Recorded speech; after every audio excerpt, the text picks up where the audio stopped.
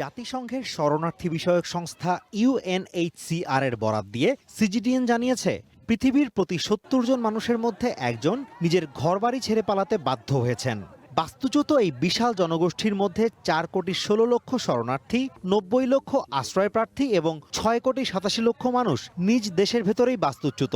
আর সবচেয়ে নির্মম বিষয় হলো, এই দুর্গত মানুষের মধ্যে প্রায় ৪.৫ কোটি শিশু, যাদের বয়স ১৮ বছরের নিচে। অথচ যখন জ্যামিতিক হারে বাস্তুচ্যুত মানুষের সংখ্যা বাড়ছে, ঠিক তখনই আন্তর্জাতিক মানবিক সহায়তা ব্যবস্থা এক চরম আর্থিক সংকটে পড়েছে। ইউএনএইচসিআর এর বার্ষিক ব্যয় গত বছরের তুলনায় ২২% কমে $৩.৮৩ বিলিয়ন নেমে এসেছে।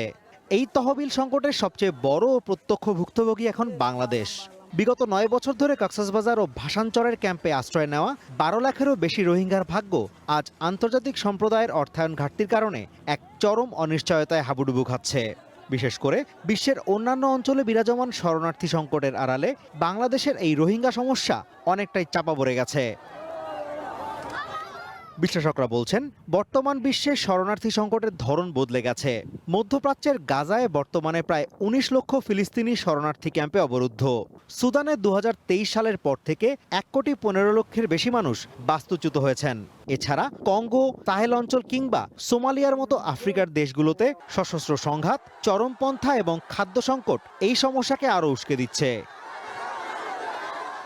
চায়নার লিয়াওনিং ইউনিভার্সিটির অধ্যাপক চুই ঝ্যাংকে উদ্ধৃত করে সিজিটিএন বলছে, আন্তর্জাতিক সম্প্রদায় সাধারণত মানুষ শরণার্থী হওয়ার পর তাদের ত্রাণ দেওয়া নিয়ে ব্যস্ত হয়ে পড়ে, কিন্তু মানুষ যেন নিজ দেশে নিরাপদে থাকতে পারে কিংবা মর্যাদার সাথে ফিরে যেতে পারে, সেই মূল কারণগুলো সমাধানে কোনো কার্যকর ভূমিকা রাখছে না। জাতিসংঘে নিযুক্ত চায়নার উপস্থায়ী প্রতিনিধি সুন লেইর বরাত দিয়ে প্রতিবেদনে বলা হয়, অনুন্নত অর্থনীতি ও দারিদ্র্যই এই সংকটের অন্যতম মূল কারণ। তাই কেবল জরুরি ত্রাণ বা ক্রাইসিস ম্যানেজমেন্ট দিয়ে এই চক্র ভাঙা সম্ভব নয়। বিশ্বকে এখন সংকটের উপসর্গ নিরাময়ের পাশাপাশি এর মূল কারণগুলো উপড়ে ফেলতে সুশাসনের ওপর জোর দিতে হবে। Azimur Rashid Kanak, one international desk.